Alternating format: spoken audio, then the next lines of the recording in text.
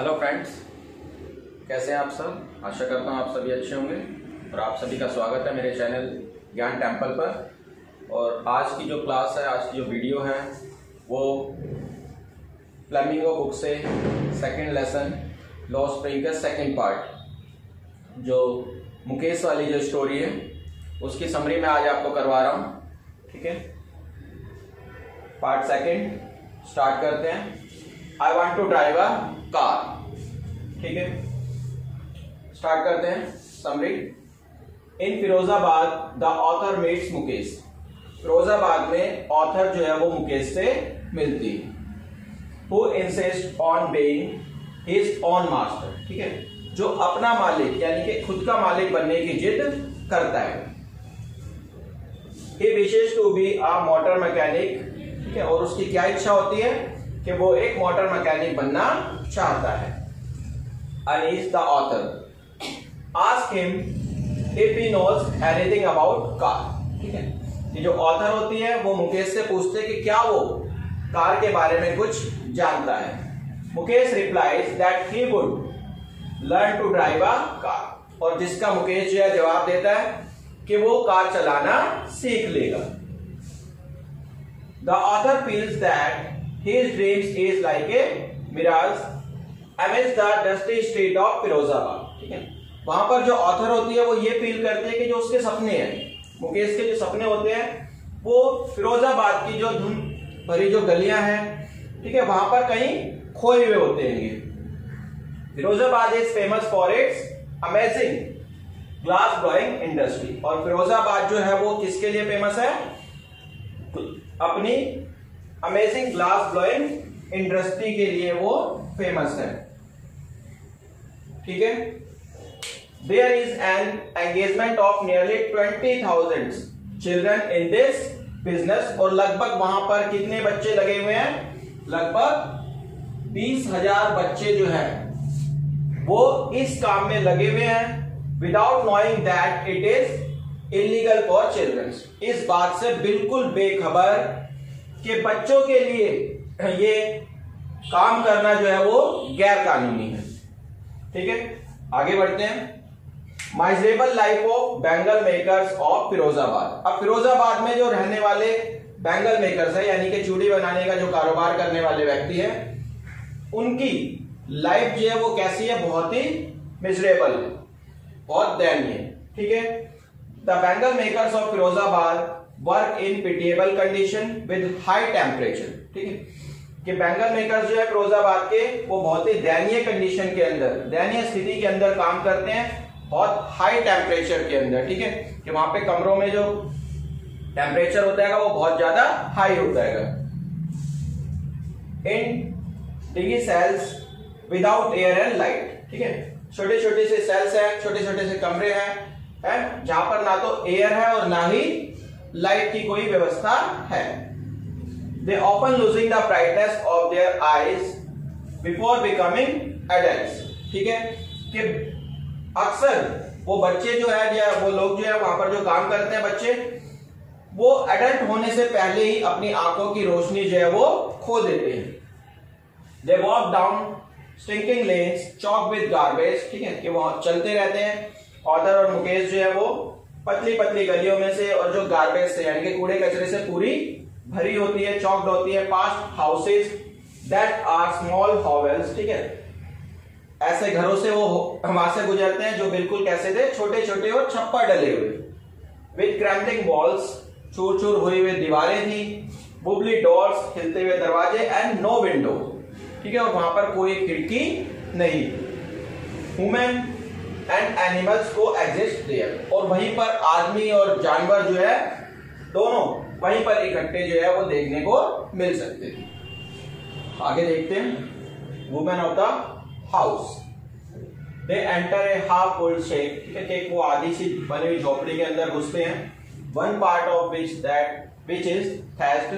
ठीक है, जिसके एक तरफ जो थे छप्पर डले हुए थे, विद डेड ग्रास। ठीक है, और बिल्कुल बेकार ग्रास थी, घास थी।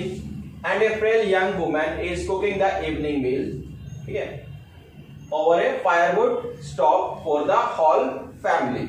और एक पतली सी यंग वुमेन जो थी वो शाम का खाना बना रही थी, एक लकड़ी का चूल्हा जिसको हम लोग बोलते हैं, ठीक है, फायरवुड स्टॉव का मतलब चूल्हे पर, फॉर होल द फैमिली यानी कि पूरी फैमिली के लिए। She is the wife of Mukesh Elder brother, ठीक है, ये ध्यान रखना है कि वो किसकी वाइफ थी, मुकेश के बड़े भाई की वाइफ थी। And already in charge of 3 man, और जिसपे 3 लोगों की जिम्मेदारी थी, her husband, Mukesh and their father, ठीक है, कि उसके खुद के हस्बैंड की, मुकेश की और उनके फादर की। अब बात करते हैं मुकेश के फादर के बारे में, ठीक है। The father is a poor bangle maker. अब फादर कौन थे, एक पुअर, एक गरीब bangle maker, despite long year of hard labour, जिन्होंने बहुत कड़ी मेहनत के बावजूद भी उनको फर्स्ट एज ए टेलर, सबसे पहले उन्होंने क्या काम किया था, टेलरिंग का काम किया था, ठीक है, टेलर थे वो पहले, and then as a bangle maker, और फिर वो बैंगल मेकर बन गए थे, यानी कि चूड़ी बनाने का काम में वो लग गए थे। He has failed to renovate a house, उसके बावजूद भी वो अपना घर बनाने में सक्षम नहीं हो पाए। And send his 2 son to school, और ना ही अपने दोनों बेटों को वो स्कूल पढ़ने के लिए भेज पाए। All he has managed to do is, और जो कुछ भी वो मैनेज कर पाए, teach them what he knows, केवल क्या, उनको भी, अपने दोनों बच्चों को भी वो केवल वही सिखा पाए जो वो खुद जानते थे, the art of making bangles, चूड़ी बनाने की कला। आगे देखते हैं, the God given Lioness. Mukesh grandmother has seen her husband go blind with the dust from polishing the glass bangles. अब मुकेश की जो दादी माँ थी, उन्होंने खुद अपने हस्बैंड को जो है अंधा होते हुए देखा था ग्लास बैंगल्स को पॉलिशिंग करते हुए, ठीक है, जब वो ग्लास को पॉलिश कर रहे थे, ठीक है, तो उसको करते करते उनकी आंखों की जो रोशनी थी वो चली गई थी। शी बिलीव इन डेस्टिनी, और मुकेश की जो दादी थी वो किस पर विश्वास करती थी, भाग्य पर। Can a god given Lioness ever be broken, और उनका मानना था कि जो भगवान ने लिख दिया है, भगवान ने मतलब जिस वंश में हमको पैदा कर दिया है, क्या उसे कभी तोड़ा जा सकता है। मतलब कि एक बैंगल मेकर की घर में पैदा होने का मतलब वो उनके लिए था कि हर एक कोई केवल एक यही जो काम है, मतलब बैंगल मेकिंग, चूड़ी बनाने का ही जो काम है, उसी में लगे रहेंगे। Born in the caste of bangle makers, they have seen nothing but bangles, कि एक बैंगल मेकर्स की कास्ट में पैदा होने का मतलब क्या है कि उसको और कुछ नहीं दिखेगा, वो कुछ और नहीं देख पाएगा, केवल चूड़ियों के ही, मतलब वो उसी में उसका पूरा जीवन जो है वो निकल जाएगा। Boys and girls sit with their fathers and mothers welding pieces of colored glass into circle of bangles। अब लड़के लड़कियां अपने माता पिता के साथ में बैठकर जो वेल्डिंग पीसेस ऑफ कलर्ड, मतलब जो कलर्ड ग्लास के जो वेल्डिंग पीसेस होते थे, उनको चूड़ियों के रूप, चूड़ियों का आकार जो है वो देते थे, यानी कि सर्कल का आकार जो है वो देते थे। They work in dark hutments next to line of flames of flickering oil lamps। अब वो सारे क्या करते थे, एक अंधेरे वाली जो झोपड़ी होती है जिसमें लाइट नहीं होती है, उसमें लाइन से बैठ जाते थे एक के बाद एक, और एक फ्लिकरिंग ऑयल लैंप, मतलब कि जो टिमटिमाने वाला जो लैंप होता है, आपने देखा होगा पहले के टाइम पर चलते थे इस तरीके के लैंप, उसकी रोशनी में वो जो है काम करते। Their eyes are more adjusted to the dark than to the light outside।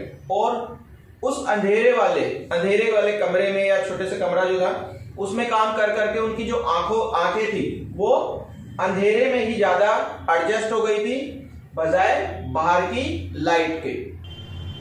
आगे देखते हैं, daring is not part of growing up, कि हिम्मत करना जो है वो उनके बड़े होने का हिस्सा नहीं। The author notice a young girl, ठीक है, अब जो ऑथर थी वो नोटिस करती यंग गर्ल, एक छोटी बच्ची जो थी सविता, इन ए ड्रैप पिंक ड्रेस, ठीक है, एक धुंधली पड़ी हुई पिंक ड्रेस में थी, sitting beside an elderly women helping in making bangles, ठीक है, अब वो क्या कर रही थी, एक बूढ़ी औरत के पास में बैठकर चूड़ियां बनाने में उसकी मदद कर रही थी। हर हैंड्स मूव लाइक अ मशीन, और उसके हाथ जो थे वो बिल्कुल मशीन की तरह चल रहे थे। Perhaps she does not know the sensitivity of the bangles she help making, पर शायद जो चूड़ियां बनाने में वो मदद कर रही थी उसको उनकी पवित्रता का भी नहीं पता होगा। It is symbol of Indian women सुहाग, कि चूड़ियां जो होती है वो किस चीज का सिंबल होती है, इंडियन वुमेन के सुहाग का, इसलिए शादी में चूड़ियां पहनते हैं। ठीक है। In a voice drain of joy, ठीक है, अब एक ऐसी आवाज जिसमें मतलब खुशी की कोई झलक ना दिख रही हो। The old lady tells the author, कि बूढ़ी औरत जो है वो ऑथर को बताती है that she has not enjoyed even one full meal in her entire life time.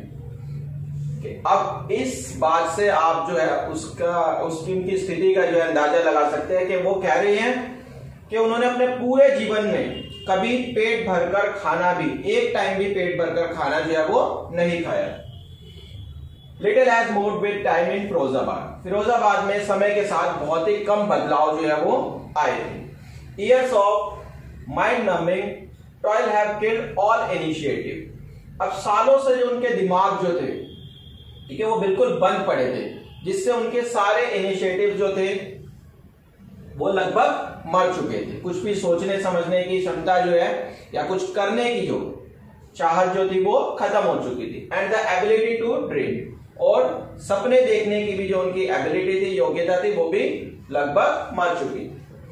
They are unwilling to get organised into a cooperative, उनकी कोई इच्छा नहीं थी कि वो अपने आप को एक संगठन में जो है वो ऑर्गेनाइज कर लें।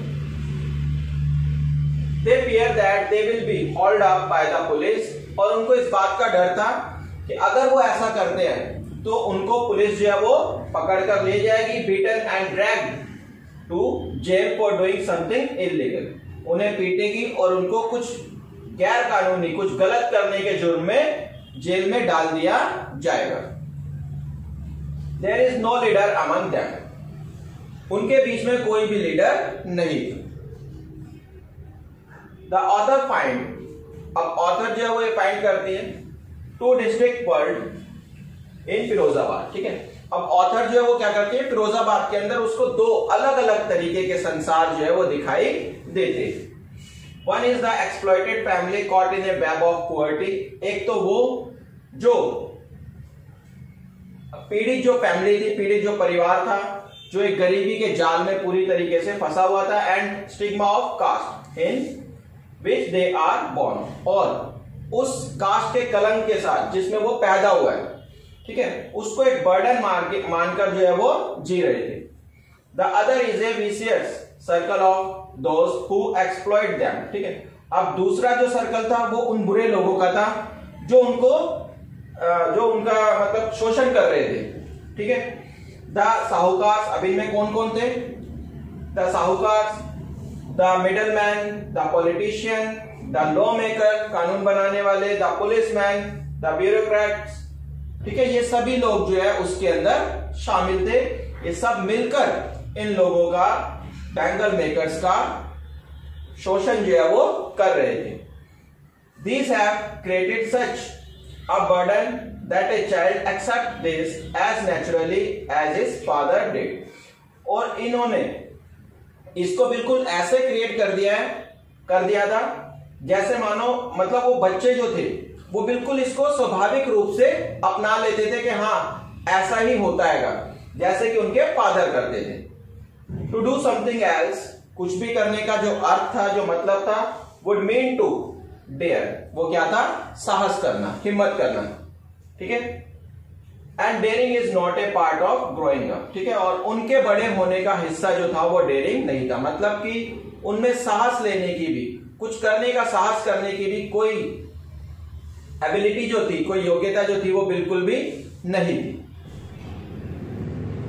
लास्ट में देखते हैं अ रे ऑफ होप, आशा की एक किरण।